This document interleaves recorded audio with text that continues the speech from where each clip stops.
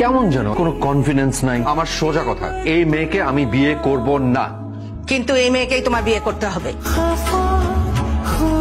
তো গরম, স্মোক করো। হ্যাঁ,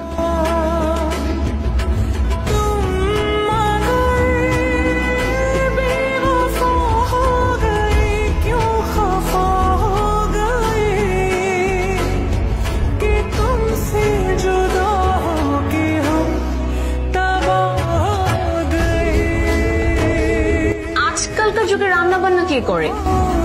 মানে কে করেছে? বাইরে থেকে অর্ডার করেছি।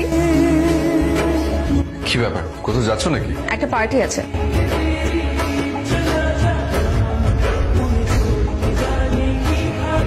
কি হচ্ছে এসব? Your living.